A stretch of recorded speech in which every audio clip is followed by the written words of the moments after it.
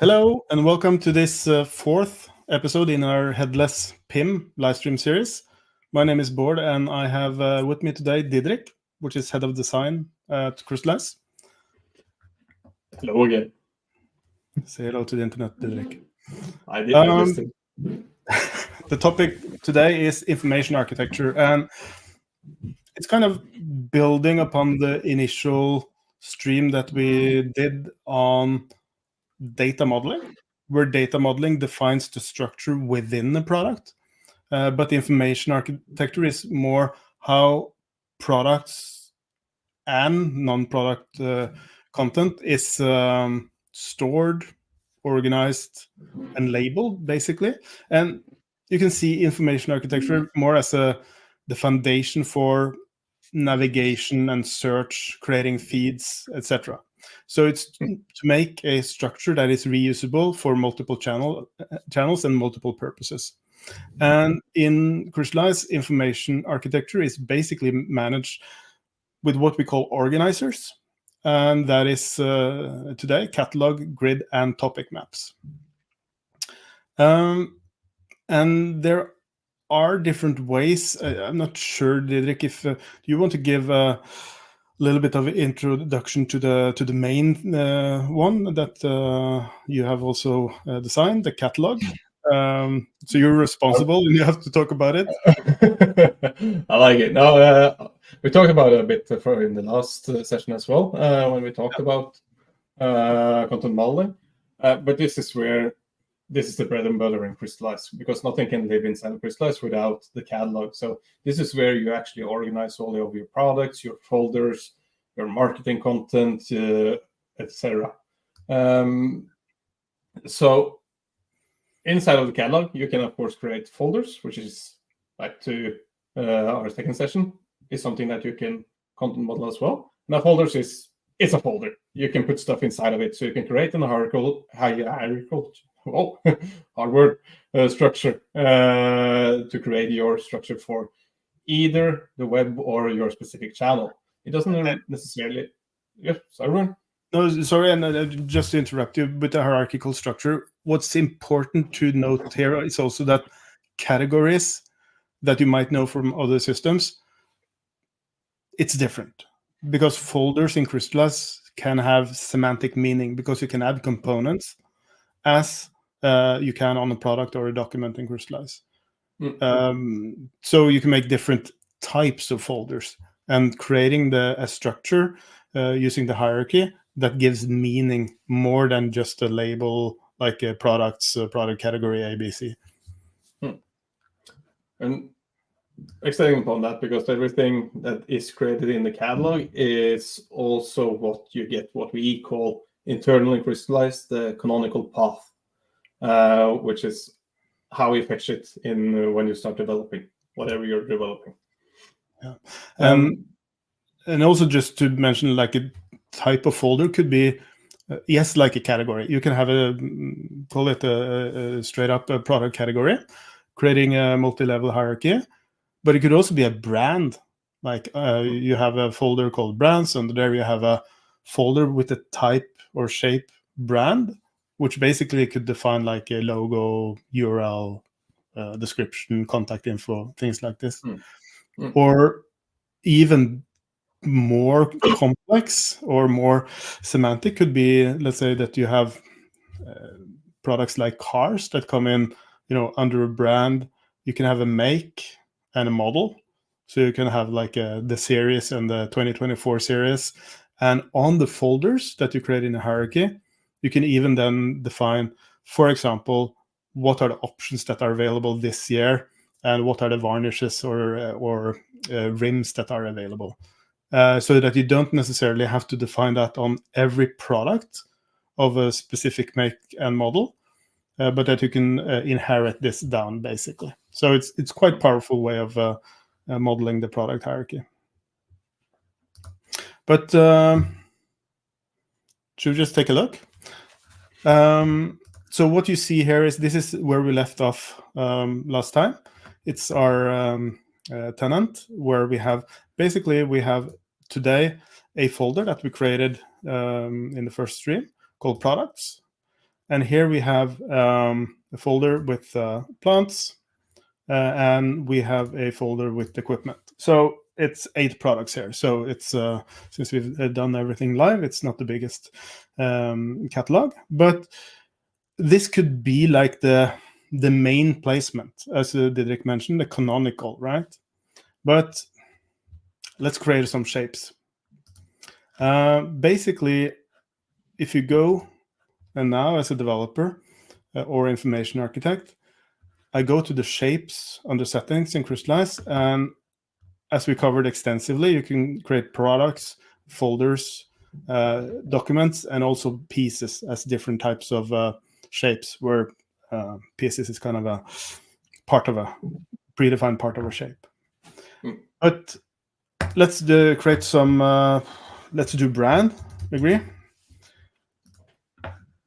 And Agree. Name, description, not spending too much time on actually what I'm doing. Logo, saying that we want validation here. Only one image in the logo and maybe a URL, something like that. So it's a folder, but we have additional information that is available. Maybe you can, in the background, Didrik, create a folder brands, and under brands creating a folder called super plants and figure out the logo, because I just remembered I haven't prepared an image for that. And I can create another shape, folder shape, and let's call this category. And it's quite common to have a shape called folder, which is more generic organizing in your catalog, and a category, which is specifically a product category, often used for the web. So you can do name, if I type it correctly. We can do description, perhaps. And let's do just something simple like highlighted products. And this is a relation to a product shape. And let's do items and no SKUs. We can also, in this case, do a quick select if we want to have a quick select from plants and equipment, just to make things easier.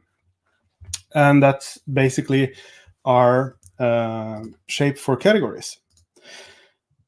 Now, we have a folder shape, we have a category shape, and we have a brand shape that all are folders.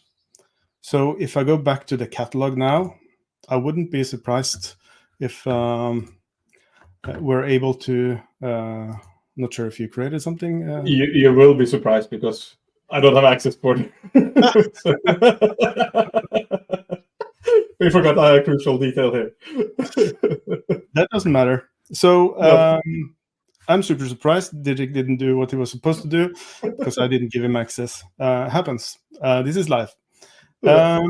So let me create one example of a hierarchy where I do first create a folder, because it's just a generic organizer, which I call brands. And then under brands, I want to create a new folder, and I'm going to call this super plants. And here you see that I have this new shape with a name, description, URL, and an image. And of course, what we can do then in Crystallize is, of course, just going to another tab and doing like this. This is the logo. Oh, actually, this is the logo. So we decided that this guy here is the logo for the super plants. Doesn't matter. But we have created a hierarchy where we have brands, super plants, and this could be one way of also having products under a folder called brands, where you might want to give access specifically to, let's say, a vendor that wants to upload and manage the product that they sell via your store. Or if you want to have a navigation which is based on brands. You could also envision that you do, I don't know, subcategory here. So we can do a folder, and then I can do a category and say indoor plants. And maybe another one also, outdoor, just to have a couple. Category. Outdoor plants. Okay, just keeping it simple like this. So what I'm also able to do here now is basically create another hierarchy, a parallel hierarchy, right? We haven't placed any products. So why would we want to create multiple hierarchies? Didrik, do you have any suggestions? Well, it all depends on how you would like to structure your content. And maybe you want a folder that is called PIM. This is all your products, much like you have here, Board, where you have all the products. And then you have a different structure that you are going to use for the web, for example. So like you did now, you created /shop. Exactly. And here I'm doing this same setup where I have basically I have the folder structure where you have a specific hierarchy for the shop, which is then targeted for the web channel, essentially. And what could be an example here, not to name it the same, like a garden, and just do like this. So under the shop or for the web, you want to have a folder or a navigation item called garden, and then maybe you want to have living room, something like this, changing the order, and let's say hardware category, hardware, and even outlet. That's a good example. So which would be very, I would say, web specific, right?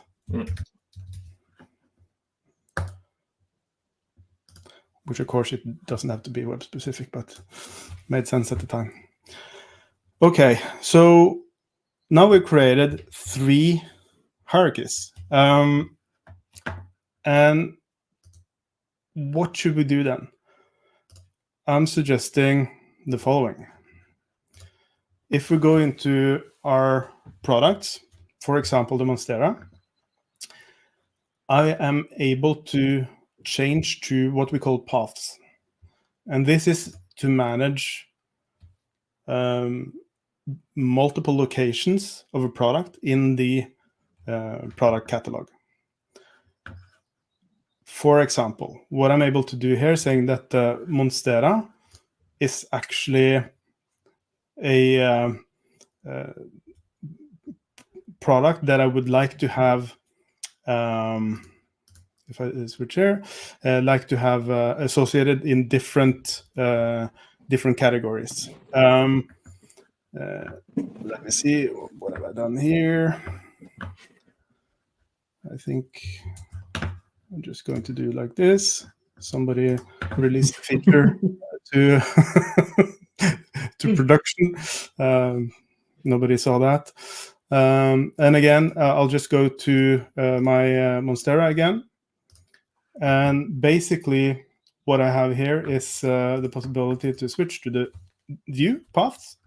And if I want to, I'm now able to choose brands superplant. So it's of the brand superplants. It is an indoor plants category. So I'm going to drop it there and publish that. But I also want to have this located under shop and living room. And why not under outlet?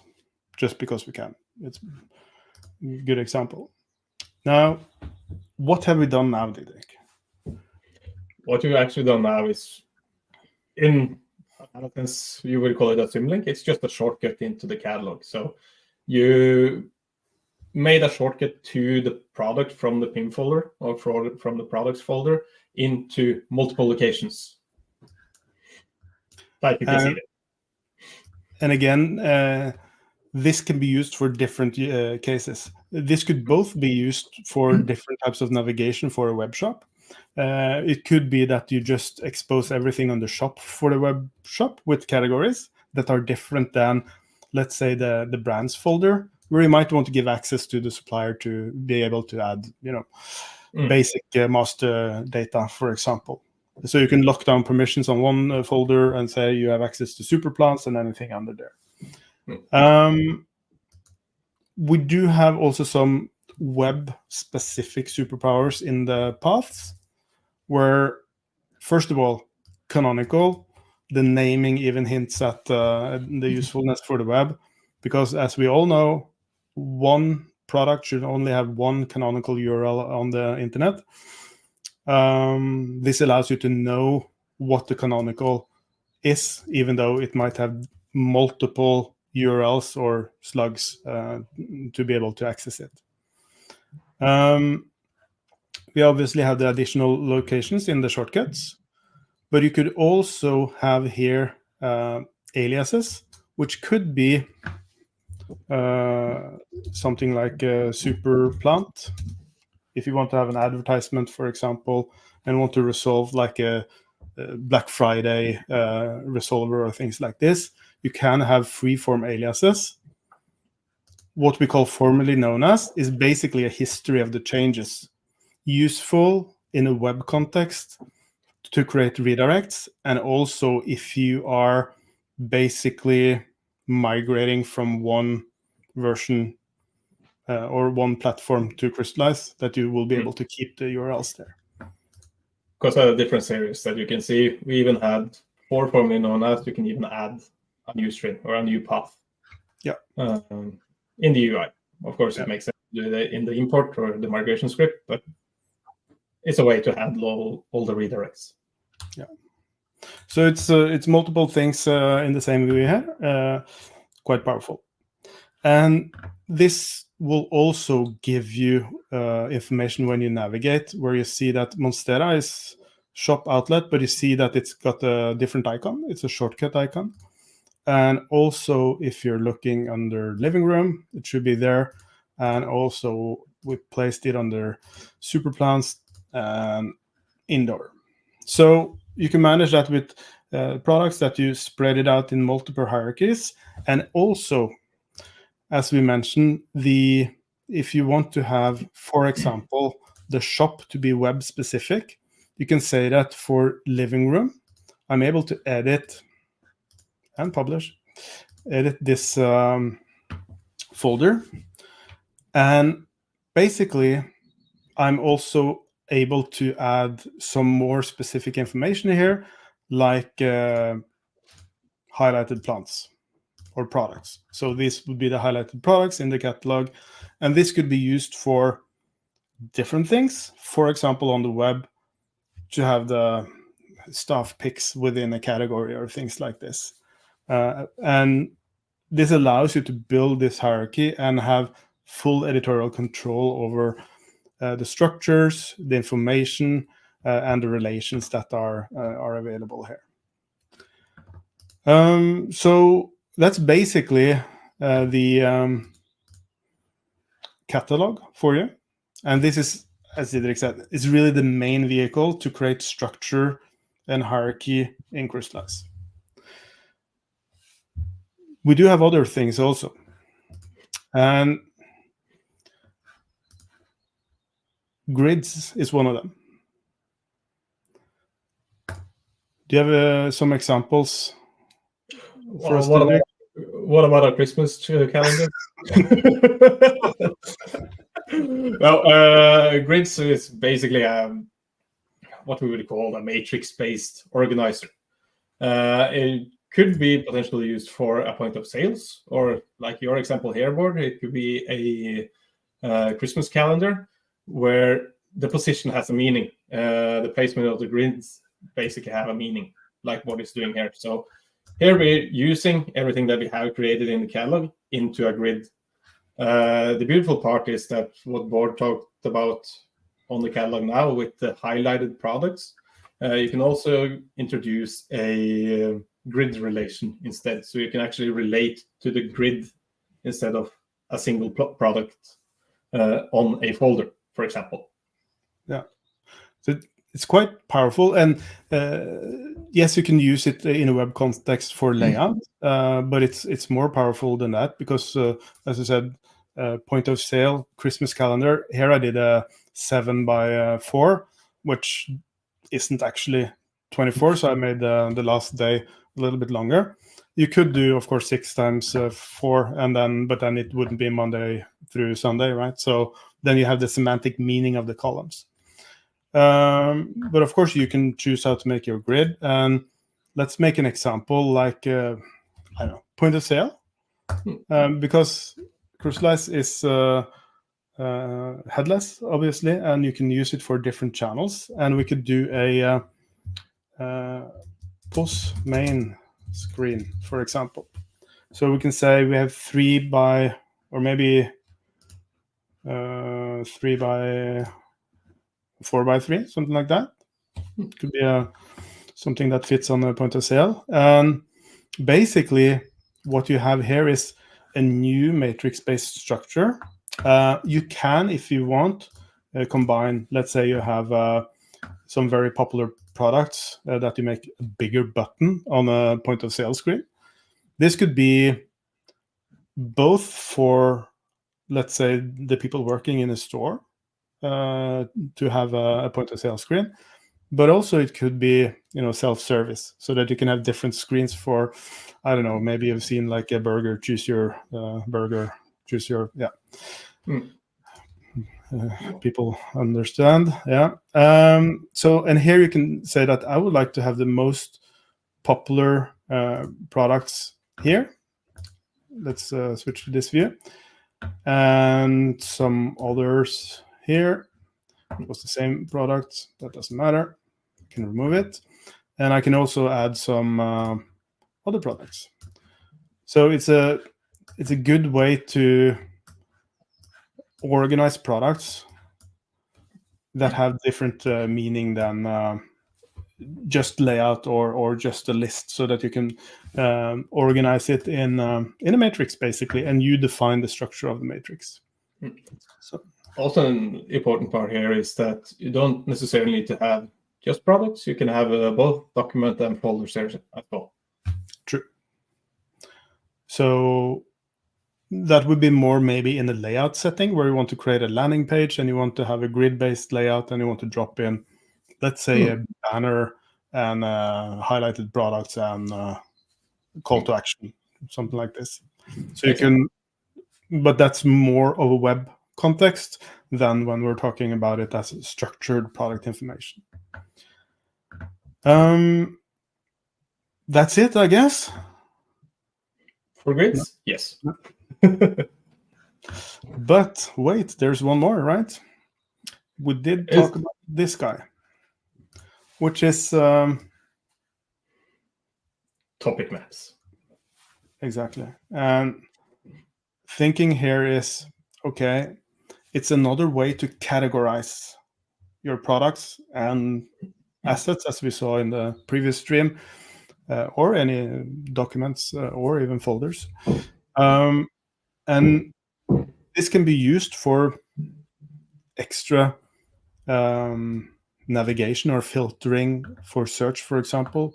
I only want to have green products. I only want to see living room products. Now, living room is maybe not the best example, as we have a folder called living room, but just imagine that it's something else.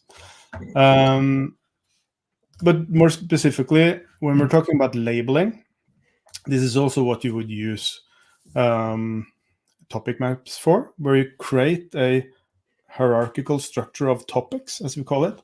And these don't have the concept of components. This is just a multilingual label, or we call it topic, which you're basically able to classify your products in multiple dimensions. An example. Let's go to our plants, Monstera, and here, as we also briefly showed in the previous stream, we're actually able to add the categories plants and green.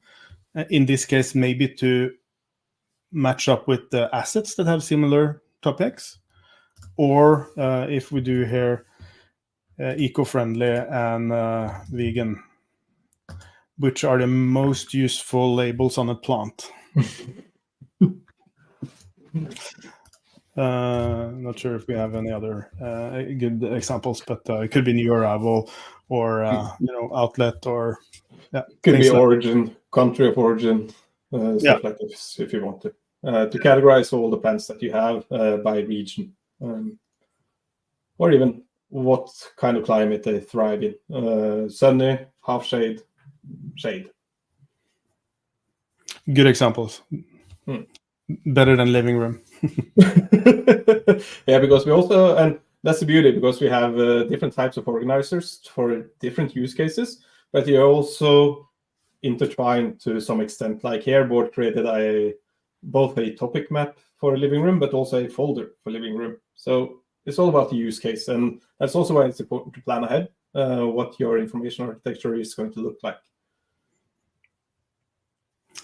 That is correct. And as with data modeling, you have information architecture.